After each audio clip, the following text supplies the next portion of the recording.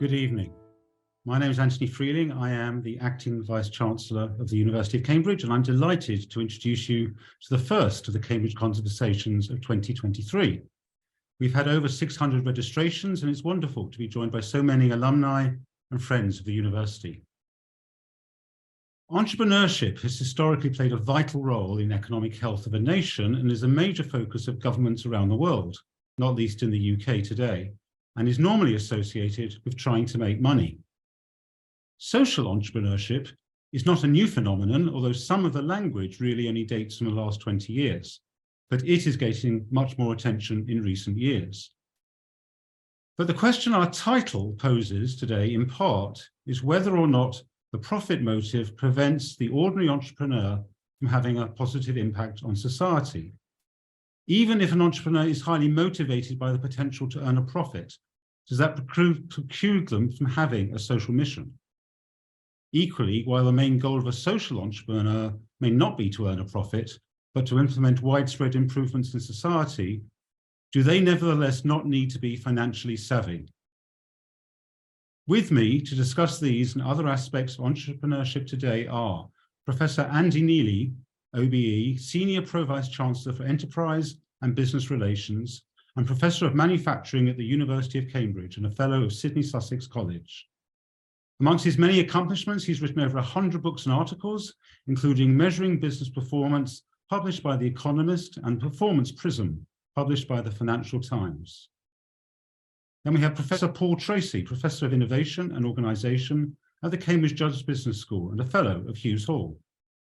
His work focuses on how entrepreneurs and established organisations create value of different kinds. In 2014, he co-founded the Centre for Social Innovation and is currently co-director. And then we have Katharine Hibbert, founder and executive chair of ... a social enterprise which turns empty buildings into homes for people who want to volunteer, benefiting property owners, residents, and local communities. ...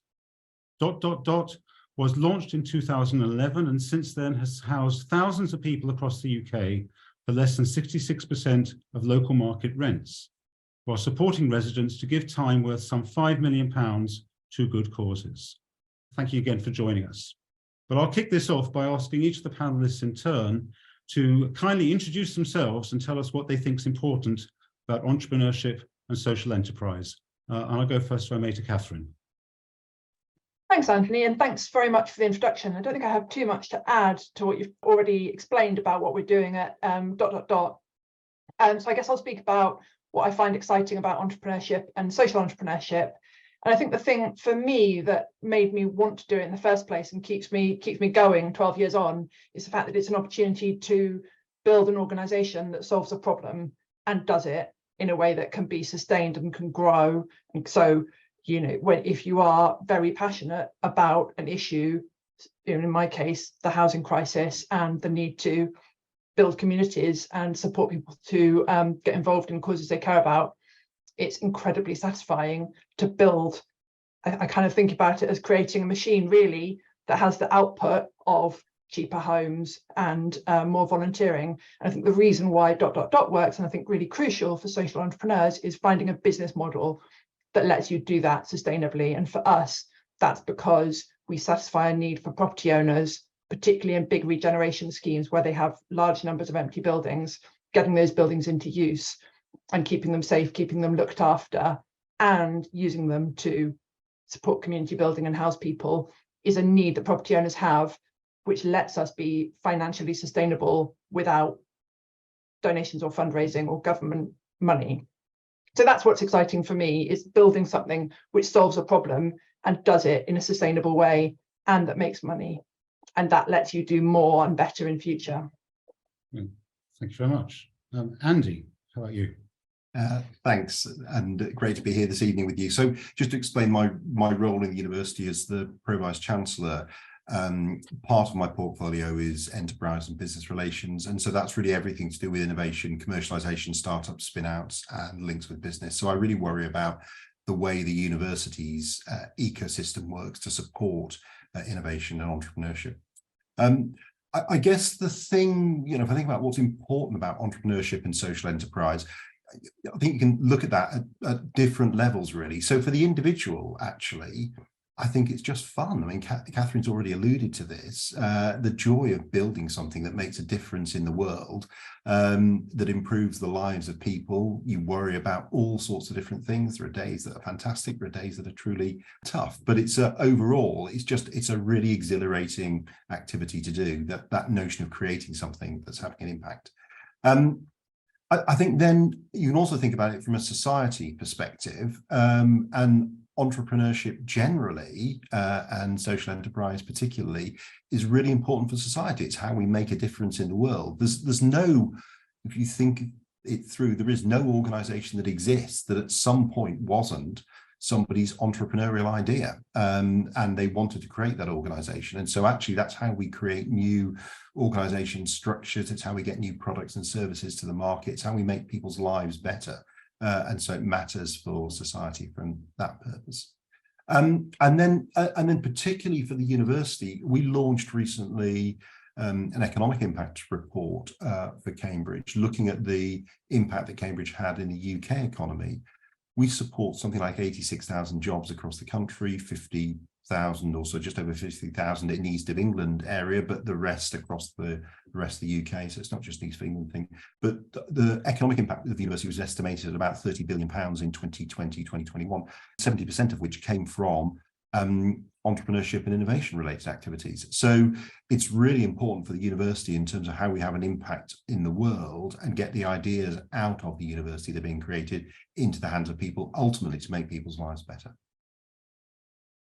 Thank you. Paul, same question to you. That's great. Thanks very much, Anthony.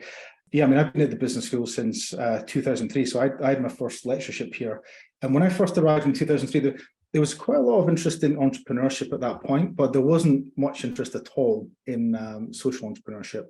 But if you fast forward 20 years, I think you see a very different situation, and there's lots of activity at the business school in particular, but the university more broadly, people interested in social issues. I think that's absolutely fantastic. So a lot of the work that I do is focused on thinking about how organizations of different kinds, for-profit and non-profit, try to address social problems. And the reason that I think entrepreneurship, and specifically social entrepreneurship, is so important is because I guess we face, as you will know, a range of very profound local and global challenges. We've still got not far off 1 billion people who live in extreme poverty, less than $2 a day. We've got more than 1 billion people without access to electricity, more than 2 billion people don't have safe drinking water, 82 million people being forcibly displaced, deep-rooted gender inequalities, a climate emergency. I could go on for some time about the challenges that we face. Some of those may not always be apparent, but they're very real. And I think that entrepreneurship and social entrepreneurship have a really, really important role in developing new solutions, alternative solutions to address these really important social problems. Now, clearly, this is, and we might talk about this a little bit later, these entrepreneurs, social entrepreneurs can't do all of these things by themselves. They can't solve all of these problems by themselves. But I do think they've got a really important part to play, which is why I think there's such an important space to be involved in, and why I think this discussion today is really interesting. And I think it's very timely as well, Anthony, I would say. Thank you. So if I just push a bit further, so where does social enterprise, social entrepreneurship sit within the wider context of entrepreneurship and innovation? And what's the relationship between purpose and entrepreneurship? You talked about a number of possible purposes, but how does that fit together? Well, I think first of all, I suppose maybe I say how I understand social entrepreneurship. That is, I guess, a type of entrepreneurship where the social mission takes priority. I think that's very close to what Katharine has already said. So these are organizations set up to address a social problem, and they use the market to do so. But what I think is really interesting is that the concept of social enterprise has become much broader than it was. So, 20 years ago, when I first started getting involved in social entrepreneurship, it was tied much more tightly to the non-profit sector. It was rooted to a large extent in this kind of ideological discussion about making the non-profit sector more efficient. And there was a lot of talk about definitions and what should happen with surpluses and so on. This was not something that was seen appropriate or legitimate for-profit firms or organizations or entrepreneurs to do. And I think over the past 20 years, that's changed really dramatically. I think the range of ventures that are included under the umbrella of social entrepreneurship is much, much wider. The idea that a social enterprise would be structured as a for-profit is now, I would suggest, fairly uncontentious, whereas I remember 20 years ago, going to social enterprise conferences where that claim would almost cause a riot, if you like. But now social enterprise is a much, much broader term. So I think we've seen this big change, this broadening of how we understand social enterprise on the one hand. On the other hand, I think we've seen regular, if you like, mainstream commercial entrepreneurs become much, much more interested in impact and profit, and to start to integrate social goals into the ventures, or at least how they talk about the ventures. And when you speak to regular commercial entrepreneurs now, you often hear about them talking about purpose and profit and the broader social benefits of their venture. So this broadening of social enterprise on the one hand, this interest amongst regular commercial entrepreneurs becoming much more interested in profit. So in many ways, the boundaries between these two categories has become more blurred, which on the whole, I think is a really, really positive thing. However, it does create opportunities for, or the risk of, greenwashing or blue washing. And a lot of the claims that's been made by some entrepreneurs about social change are sometimes being made without that much evidence to substantiate them. And there's always a danger, of course, that can bring cynicism about what is, the whole concept of purpose and social entrepreneurship. Thank you, Katharine. I see you desperately trying to get in there. So not so desperate, but just really to agree with and kind of amplify Paul's point. But I suppose for me, it's really important to have social entrepreneurs, but it's actually far more important to have social customers and a socially motivated regulatory system. Because actually, if as an entrepreneur, you can have the best intentions, you can have a wonderful idea, you can be desperately trying to solve this problem. But if people aren't going to buy what you're selling or pay for the service you're offering, if it doesn't solve a need that they actually want to spend their money on, then you will always be tiny, which will mean that you won't make much difference to the thing that you're setting out to deal with. So I think it's wonderful to see. It's great to celebrate social entrepreneurs, but really it's about celebrating the social customers that make it possible to run a business which is successful, which grows, and which sells a product which in some way makes the world better. I think for me, it's far more important, like how the business operates, what it is you're doing, how you're delivering it, than what happens to the surplus at the end. So ... is for profit and always has been for the last 12 years. And I absolutely agree with Paul's point that 12 years ago, I'd go to social enterprise conferences and it would be the main thing that people would want to argue with me about. Whereas now it's really uncontroversial. And actually the benefit is it means you can, you have opportunities to scale, because investing always involves risk. Risk needs to be paid for in a sort of non-linear way because of the fact you might get none of your money back. And so I think being able to use the fact that you can make a surplus to grow, have more impact, is only a good thing, as long as you are doing it in a way that is improving rather than making worse the environment you're doing it in. Thank you. So Andy, you've got experience in all sorts of things, but does that resonate with you? Is there a different sort of entrepreneurship that we haven't yet covered? What do you make of? So I think, I echo a lot of what's been said. In many ways, the boundaries are blurring, and I think the comment that Paul made is absolutely right. You have to be careful there that you don't end up with people abusing that and with greenwashing and blue washing and so on. But the boundaries are blurring. I was thinking about the title of this event tonight, and it talks about profit or purpose. I don't think that's right. I think it's profit with purpose, and increasingly actually traditional commercial organizations are also worrying about their purpose. There's a lot more discussion about the purpose-led organization.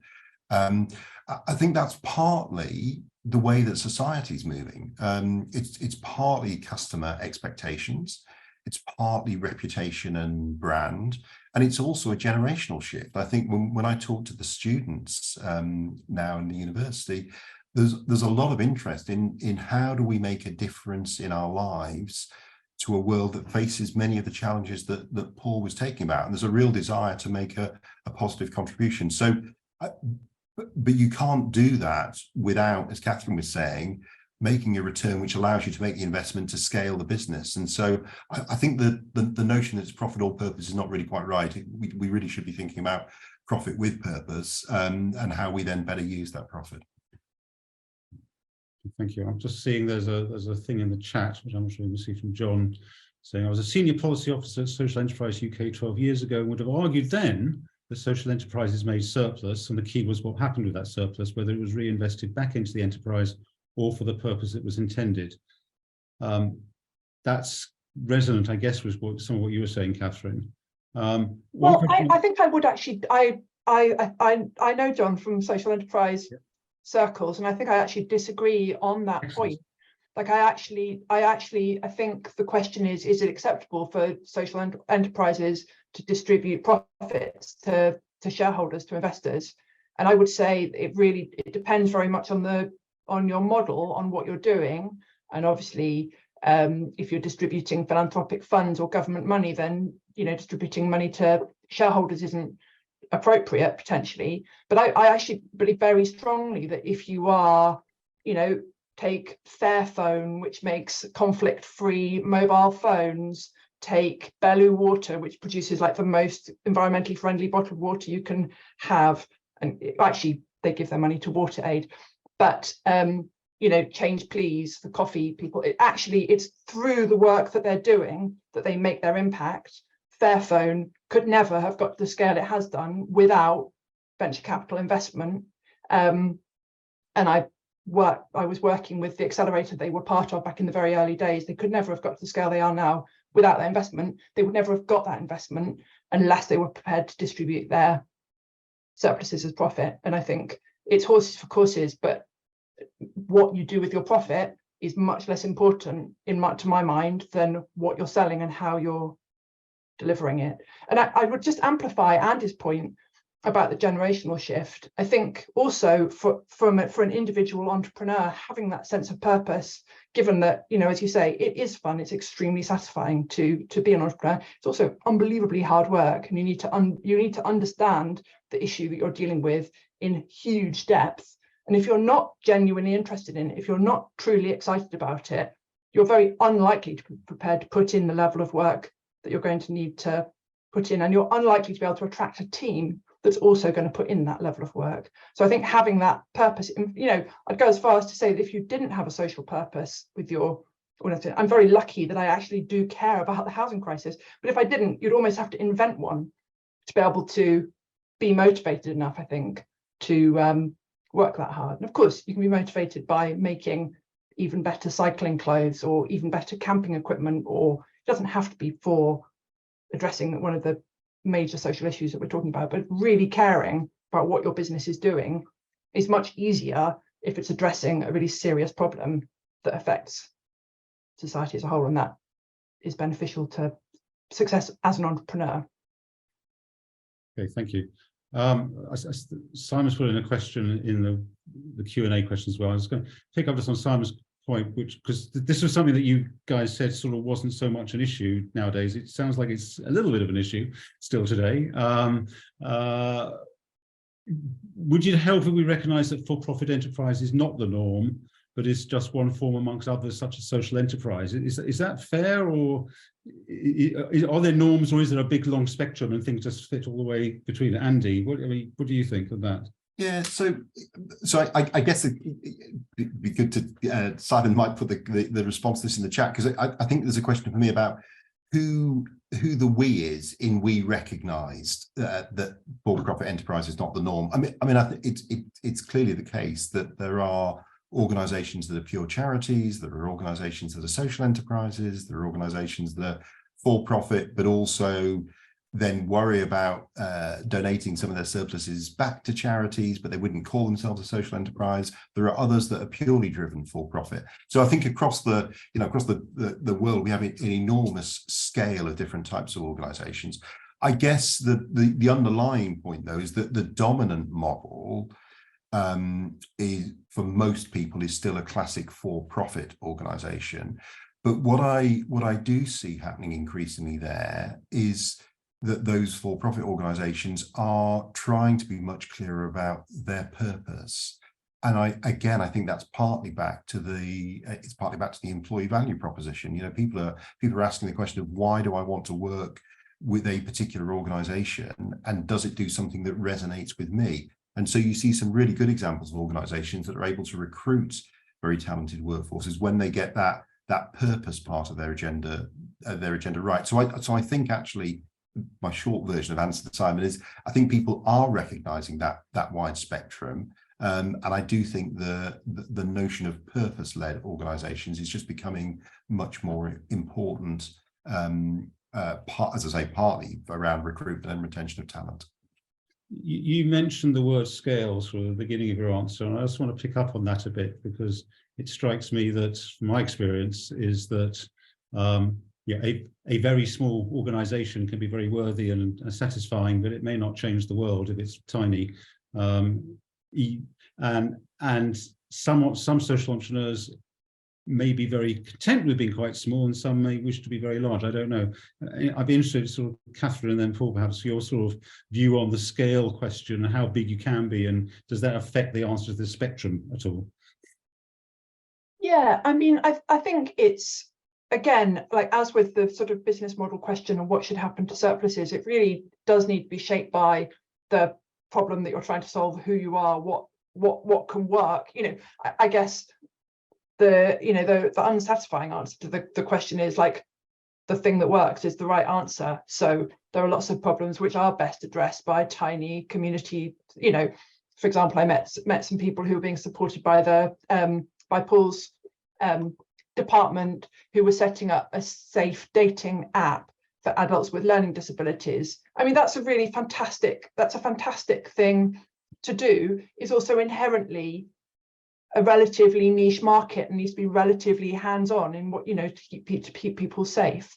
That's the kind of thing which perhaps needs to be small and very human intensive. Perhaps it can't just become the next Tinder, but, you know, there are other things, you know, organizations that are providing solar powered lights for places which don't have reliable electricity. Like, I would love to see social enterprise millionaires coming out of that kind of thing, because the reason why they would have been so successful would be because they'd be delivering a lot of products which people very badly need. So I think there's nothing wrong with being small, but I think we are facing, you know, in the UK and also internationally, huge systematic issues. And if social entrepreneurs want to be something other than a kind of nice garnish that you just buy an extra thing, you know, an extra bottle of gin to support the pangolins or whatever it is, then we need to be big, and we need to be disrupting things, and that it can't just be small and nice, because the problems are too big for that. And if successfully solving those problems results in some people getting very rich, but having successfully solved those problems, then great. And let's see some people who've got rich by doing that becoming angel investors for the next wave. I would love to see that, and we're not there yet. So that just maybe Paul just pick that up, because you've just seen 2 or 3 of the questions. So I'll say, well, that's all very well, but how do I get big if no one's going to give me any money? Katharine's come up with one thing, which is to get lots of social billionaires. But what do you see about the funding landscape and how this all interacts with itself? I completely agree with Katharine's general point that, you know, of course, it depends. When you're thinking about social enterprise and scale, it depends on the venture, it depends on the context, it depends on the social problem. But in a general sense, I suppose I would say I find the conversation around social enterprise and scale to be quite a frustrating one. I mean, I think there's a lot of insecurity within the social enterprise movement around scaling. I think a lot of social entrepreneurs give themselves a really hard time about it. People outside the social enterprise movement are also give social entrepreneurs a hard time. They don't grow fast enough, they're too small. But, you know, for me, in many ways, I think often we think about this the wrong way. And this is where I think there is a distinction between social entrepreneurship and entrepreneurship. You know, when I think it comes to scale, I think that social entrepreneurs are often too different to conventional business thinking. At the end of the day, we are social entrepreneurs. need to ask ourselves, what is it that we're trying to achieve? Do we want to maximize market share? Do we want to maximize profitability? Do we want to maximize sales? No, these things might be important, but they're not ends to themselves. Fundamentally, social entrepreneurs are interested in solving social problems, and growing an organization, scaling a single venture, individual venture, might not actually be the best way to solve those problems, or it might even detract from solving those problems. So rather than thinking about scaling organizations, oftentimes I think we should be thinking about scaling ideas. That might mean collaborating with others, or even giving our ideas away to other people who are better placed than us to implement them. It doesn't necessarily matter who implements those ideas. I'm a huge fan of the Ashoka Globalizer Initiative, which is based around the idea that the scaling of an organization is inherently limited, and the advocation of this idea that social entrepreneurs need to build broader movements around their ideas, so other people can pick up on, iterate, edit, adapt what they're doing, because the same social problem can often manifest itself really differently across space. I mean, I've seen this from my own work. You think about homelessness in two English cities like Bristol versus Sheffield. We think, well, it can't be that different. But actually, when you get into the detail of having to create a venture that addresses that problem, you realise the contexts are actually quite different, and identical models may not be appropriate. So, I think that sometimes we might need to think in a different way about what it means to scale if we're a social entrepreneur, and whether we are best placed to do that, or whether we can actually pass on our ideas and support other people to achieve our shared goals. Thank you. Andy, your thoughts on the same sort of area? Yes, I think the scaling question, Paul's right, there are multiple routes to scale. You can see lots of organizations have a franchising type model, and it's not them that have to get all the assets and the resources, but they enable others to take the core concept and roll it out. I do think, though, ultimately for me, it's back to how I have impact, and there are some really valuable local social enterprises in Cambridge. There's some work around homelessness and so on that is doing a super job for a really important group of people, but it's going to affect the lives of half a dozen or a dozen people, and that's a big national problem. And so I do think there's an interesting challenge about how we successfully scale up social enterprises. And I absolutely, there's a number of comments about venture capital. I was talking with a senior venture capitalist the other day, saying what do you look for, and the order that they talked about was, first of all, size of market. What's the opportunity? Now you could define that in terms of scope for impact, but there's something about how significant this opportunity is. The second thing is about the team, getting the right team of people, and then the third thing is having the right product or idea. But if you can't answer those questions, it's really difficult to unlock the capital you need to actually allow you to scale the organization. And so I think there's a need to understand, particularly if you're going to the venture capital world, there's a need to understand the game the venture capitalists are playing and engaging in their game a little bit to unlock the capital from them to allow you to scale. So interestingly, one of the questions we got is, how do you quantify social benefit with respect to NPV calculations that dominate VC decisions refunding? I think I just heard you say you're not sure that is what dominates VC decisions refunding. But I'm interested in that question, and then how do you measure impact, or what are the relevant metrics that you would use for different types of enterprises? But is your experience, Paul, that people looking to fund things are looking for the same sorts of metrics that a for-profit? I mean, how does this work? If I have a great idea and I want to get started and I haven't yet sold anything, so how big is my market? I haven't quite got there yet. What does the world look like to me? I know what it looks like as a venture, for-profit venture. I think the first thing it says is, impact measurement is really, really important for social entrepreneurs. And I think, it's important to think about it from two different sides, I suppose, from the venture side and from the investment side. I mean, so I'm much more familiar with thinking about impact measurement from the venture side. So working with social entrepreneurs who are trying to figure out how they can measure the impact of what they're doing so they can do it better. They can improve organizational practices and processes so they can help their beneficiaries more effectively or solve their social problem more effectively. And that requires the development of a bespoke theory of change, which specifies what you're trying to achieve and the different activities that you have and how that lead to an outcome. And that provides the basis for your measurement. Now, you know, the goals of that type of exercise are quite different in many ways than what an impact investor might be interested in. So impact investors are not really interested in a particular organization other than they want to compare it to a broader set of organizations. So they're interested in measurement for comparison purposes. And that, to my mind, becomes much more complicated. And, you know, what we've seen, I think, is the impact investment community with very good and well-intentioned reasons have tried to develop these standardized metrics to compare social enterprises addressing similar problems in different places. The problem is, like, getting the complexity involved in doing that and the quality of the data that you need to do that is such that often these calculations are not very easy to achieve, in my opinion. So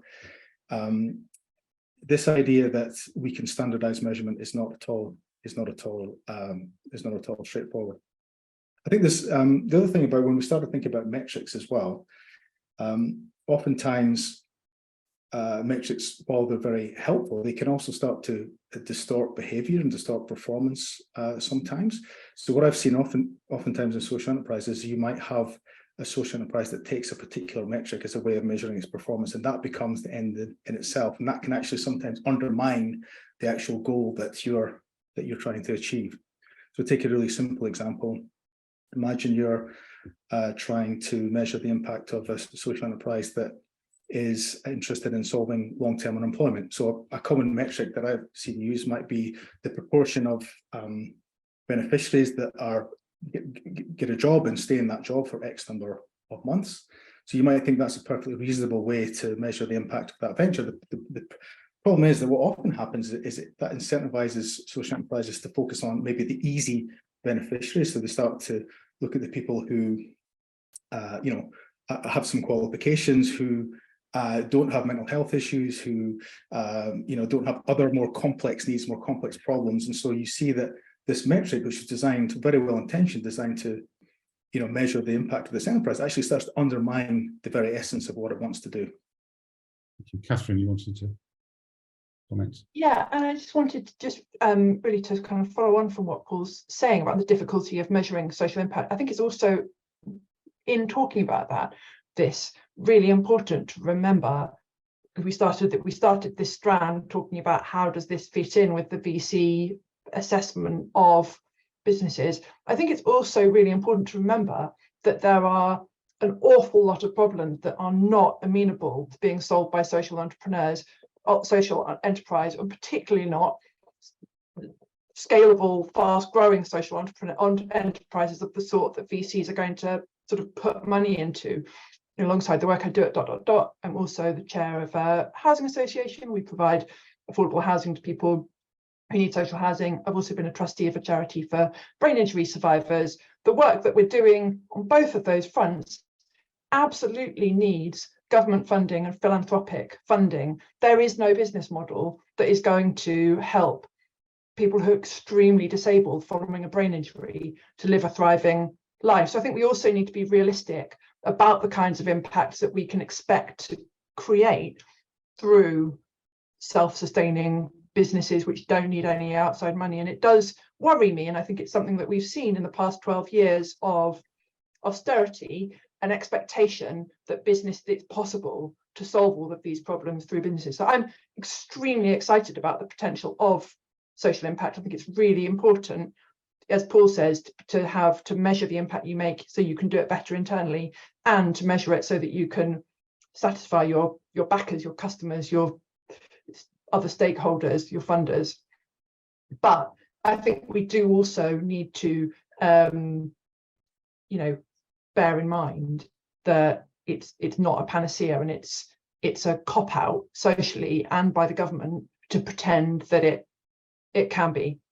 And so, that it's just not the case that you can create amazing impact on, you know, all the homeless people in the UK in a way that a VC is going to put money in for. It's never going to happen.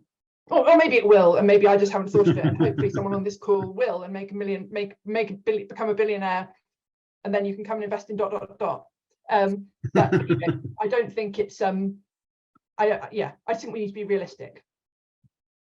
Andy? Yes, I was just going to pick up on the metrics point Paul mentioned. I spent all of my research life looking at KPIs and how you choose and select them. And actually the problems that Paul was outlining apply in. I can point to literature from the 1950s that talk about the unintended consequences of quantification in organisations, whether it's public sector, private sector, social enterprises. I think part of it for me is then thinking about how you construct a good narrative and have the data to illustrate that you are delivering on the different bits of your narrative. If you get too narrowly focused on a single thing, you can absolutely drive some quite perverse behaviours in organisations. If you take a more balanced view of it and you think about the narrative and how the different dimensions of performance that matter to you connect together, I think you can get a more nuanced picture there. But then I do think it's really difficult to get to compare different organizations with a sort of standard suite of metrics, and that's where some of the subtlety comes in around the business models, the way they're structured, the capabilities the organization builds, and so on. So it's they're quite, we could spend another 2 hours just talking about KPIs and metrics for impact. Okay, well, let's not do that. But there is a question from Mark, which is quite a complicated question, but feels like the last one maybe we take on this particular side of the issue, which is that what you're talking about, Katharine, sounds like, quotes, capitalist social entrepreneurs. And so the question is there a sort of analogy with energy, that energy companies have always had to deliver energy that's in a way that's acceptable to society and a sensible cost, but over time, what sort of fuel that is, or energy providers, has changed dramatically and continues to do so. Is there sort of something parallel in the world that you're living in terms of expressing the need, and you're talking about a different way of getting it? I think it's the essence of the question. It's quite a sophisticated question, but it does seem to me that it's at the core of some of what you were describing. So, I mean, I suppose I came to study on the point, this is the first point in that question, which I also read, about being a capitalist social entrepreneur. I mean, I came to set up ... after spending quite a long time campaigning around the issue of empty homes.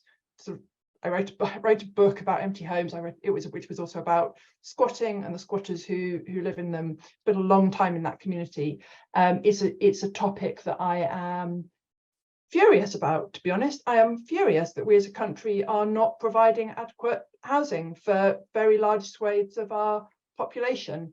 And what I came to realise was that talking about it, writing about it, debating with Grant Shapps on Radio 4 about it, was not moving that along. And actually, in a capitalist system, wasn't creating any more solutions to the problem. I'd done as much as I could do by being on my soapbox. In a capitalist system, as we are, you know, you need to use the tools that are available, the systems that are available, to build what you can to help as many people as you can. And perhaps, you know, I think there's a lot of space for campaigning, changing politics, you know, think tank work, but the tools that we have at the moment are the tools that you can make the most impact with at the moment are those of business. And I don't apologize for being a capitalist social entrepreneur at all. In fact, I think that the you know, capitalism is pretty effective, and I think the example of the energy companies backs that up. You know, if you can have a well-run energy company that provides people with the power that they need in a way that doesn't harm the environment, and then, you know, all for the good.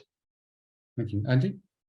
Yeah, so I was going to pick up on another part of Mark's question, because it raises the the point about pensioners as well, and the fact that there are multiple demands that come from the economy and the structure we have. We have needs for raising funds through profits to support the pension funds, etc. I mean, I think it for me, sort of unpacking that, you start to think about the different stakeholders, and you start to ask the question of again, it's back to purpose of the organisation and what value organisations create for different stakeholders. And I think we've moved away from or I hope we've moved away from a world where the shareholder is the only stakeholders that organisations care about. If we were ever really in that world, but there are some horror stories of organisations just too focused on solely their shareholders. I mean, clearly customers matter, employees matter. We talked about the recruitment and the value proposition for employees. And so I think in many ways, there's some really interesting things, there are some really interesting examples in social enterprises that traditional for-profit companies can learn from, in terms of how they create connections with their stakeholders and deliver value to them in a way which makes the organisation more sustainable. And I think the challenge for the sector that Mark's talking about is one actually of, in the longer term, legitimacy. We clearly need energy, but there are challenges around how we create that energy at the moment and what it's doing to the climate in the longer term. And society is pushing against that, and so we really need to think in a quite sophisticated way about the value we're creating for multiple different stakeholders in organisations.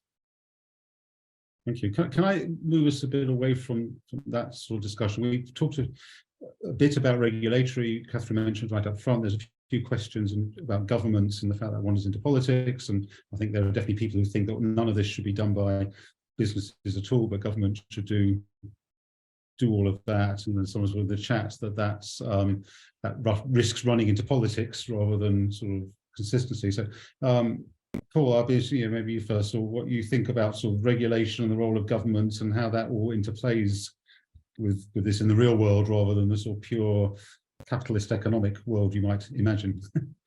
Yeah, I mean, I think as I alluded to at the beginning, to expect social entrepreneurs or any entrepreneurs to solve all these different problems is clearly, it's just simply unrealistic. It's not going to happen. I mean, I think there's a really interesting ideas emerging around the notions of collective impact. The idea if to address deep-rooted social problems around the world, you need collaboration between lots of different partners. Government plays a key role, absolutely. Large established companies, firms, multinationals, absolutely play a critical role. You know, we need their capital, their resources, their innovation capacity. We need to bring those to bear on deep-rooted social problems.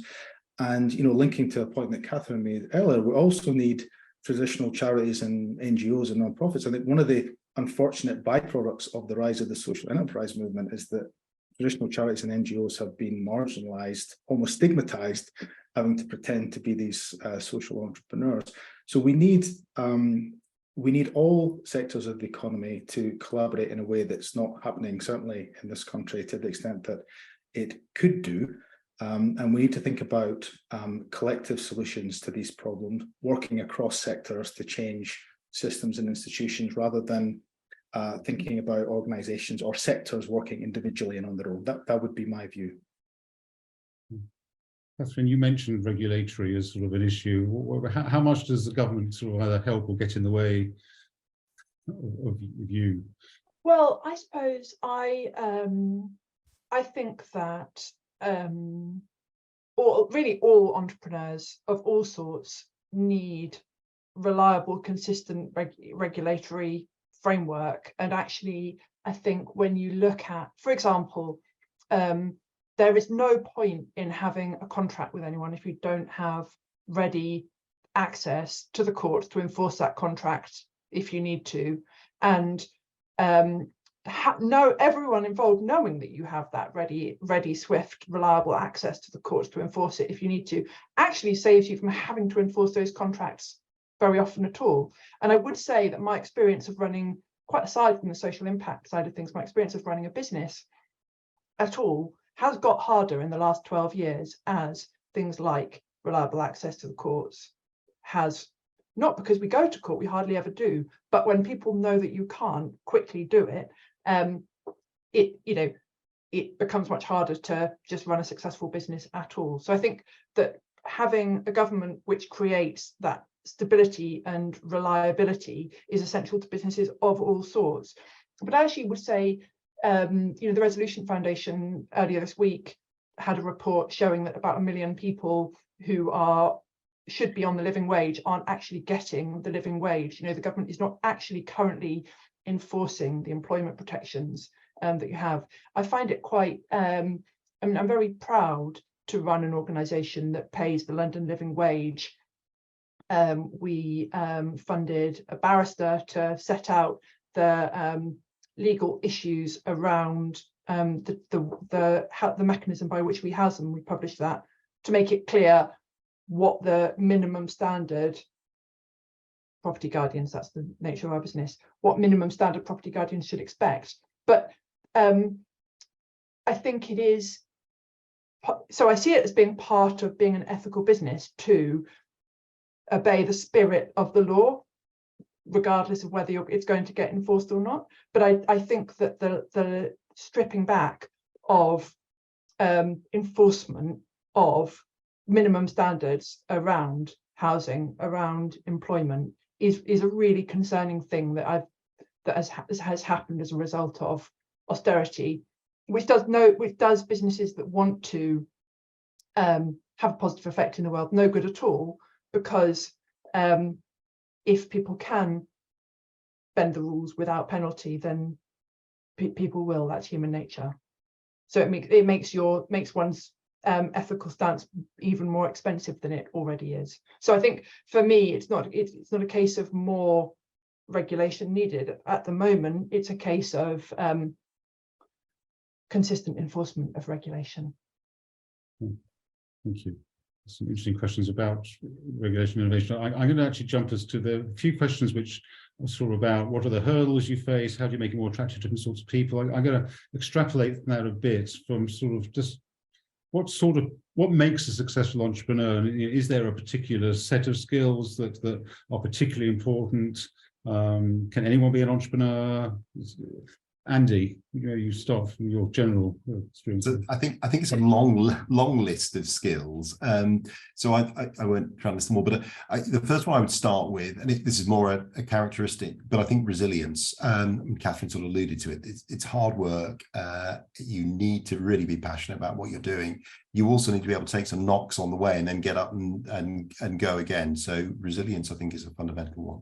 The second one, and I sort of mentioned this in the when I was talking earlier about VC investment, that a lot of good early stage companies that I know and have seen work when they've got the right team, and they fail when they've got the wrong team and the wrong sets of people. And so being good at knowing your own strengths, knowing what you need to support you, being able to build the team, getting people around a common purpose and keeping them together as you go through growing pains. If you start to scale, then actually it becomes a different organization. That seems to me to be a fundamental thing. So it's about sort of self-awareness and building the team.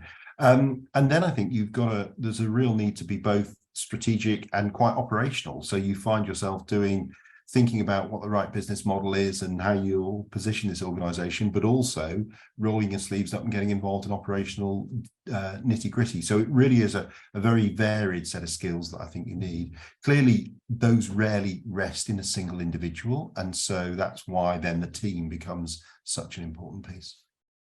So lots of nodding going on. Katharine?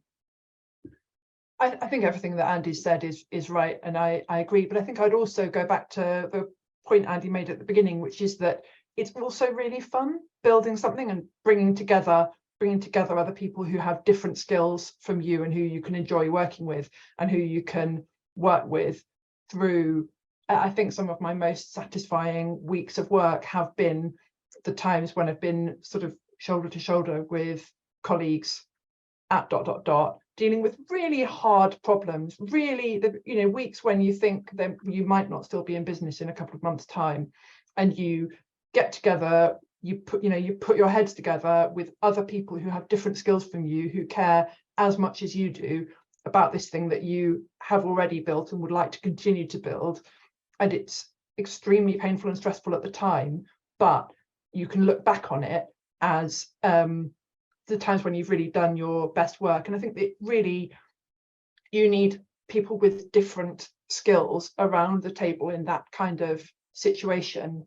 And I think it's really important that we, you know, having diversity, having diverse thinking, having people who are coming at things with different perspectives, seeing things in different lights, having different lived experiences, does lead to maybe slower decision making, but better decision making in the long run. And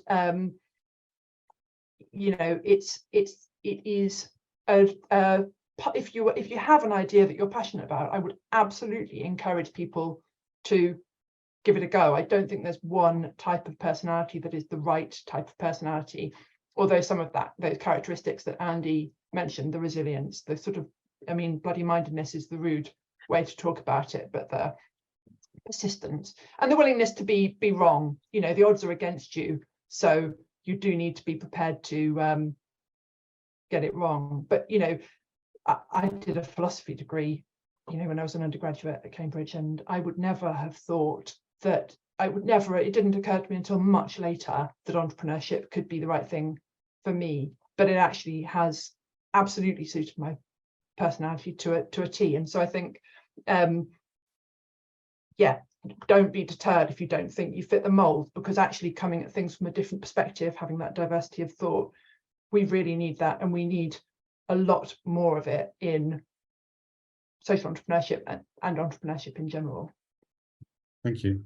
So there are a couple of questions around the sort of, you know, what does Cambridge do on this? And since we're beginning to get towards the end of this, maybe Andy, sort of what can Cambridge do? What does Cambridge need to do to support entrepreneurship and innovation in all of these different things and make the next 10 years great?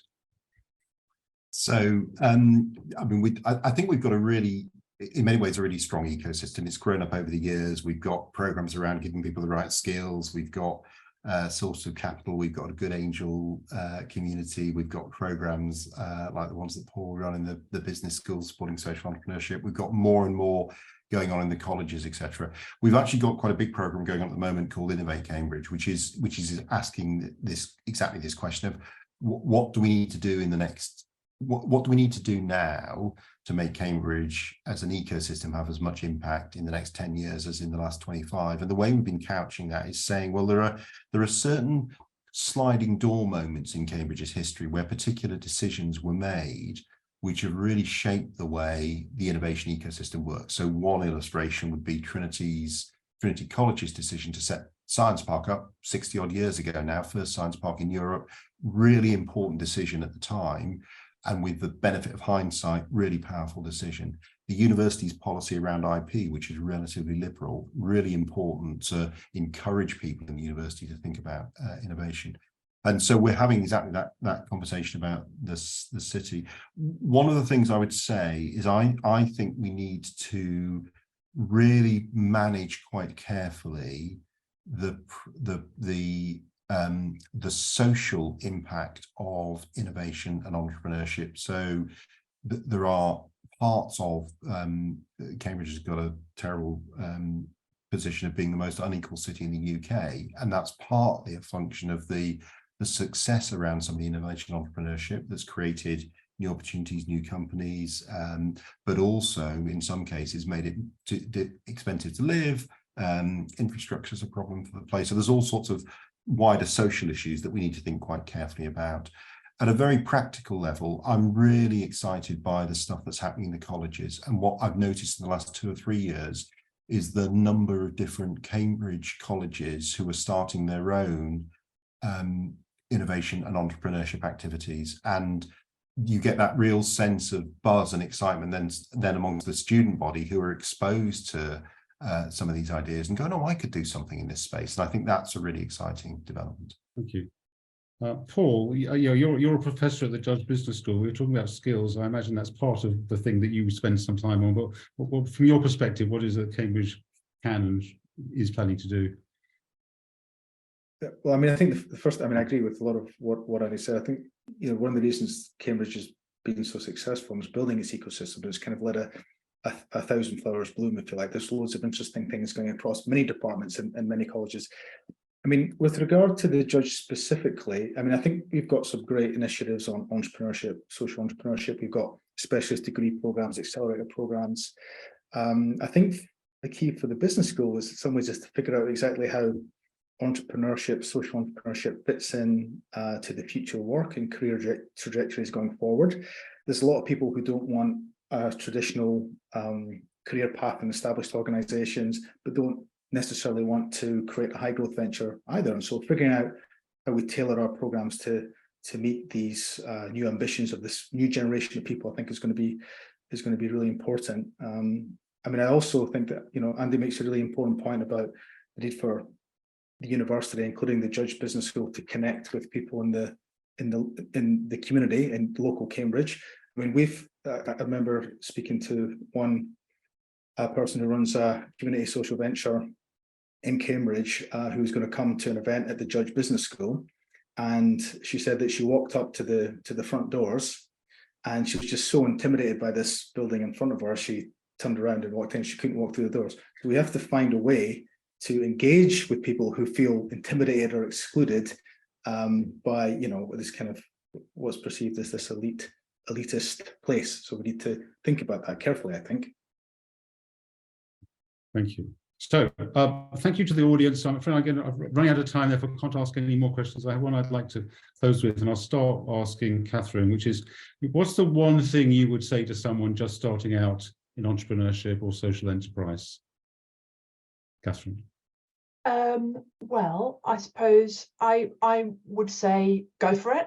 And I would, but I think that I think the really important thing to remember is you don't need to know all the answers to all the questions before you start, and you don't need to have all the resources that you think you might need before you start. And I think that those who aren't brought up to sort of wing it, to blag their way through, always diligently want to have everything they need in place, get things right, and actually once you start, the path unfolds in front of you, and the help, the people, the resources are out there. So I think start taking those steps. Also bearing in mind the odds are against you. So if it doesn't work out, it's not a personal failing, but you don't need to have all the answers to take the first step. And taking that first, as you walk along the path, the answers will often present themselves to you. So do it, and also reach out to people for that help and advice. That would be my main advice. Thank you. Cool. Your one thing you would tell. Yes, having never set up a social enterprise myself, unlike Katharine, I should say. But I mean, I think this. I mean, don't do this by yourself. There's so much help and support available now for social entrepreneurs who want to create their venture that they should take advantage of that. There's lots of different avenues to do that. You know, believe in your idea and be passionate about it. So that's what I would advise. Thank you. Last but by no means least, Andy. So in addition to my first one was go for it, that Katharine said. I was also going to say don't. When she said that, I thought, well, I'll mention that lots of people are out there to help. So ask for help, hold out your hand. That's been raised as well by Paul and Katharine. So the other one I'd say though, which I think is implicit in their answers, is have fun, enjoy it. It's a fantastic thing to do. Great, thank you very much. So Katharine, Andy, Paul, thank you very much. Everybody who's dialed in, thank you very much, and I hope you enjoyed it and found it interesting. There is an entrepreneurs group, alumni group, linked to Cambridge called CAM Entrepreneurs.com, which is fairly easy to find. But good luck to anyone who's thinking of being an entrepreneur of any form, shape or style, and those of you who already are, all the very best of luck. And thank you very much. Goodbye.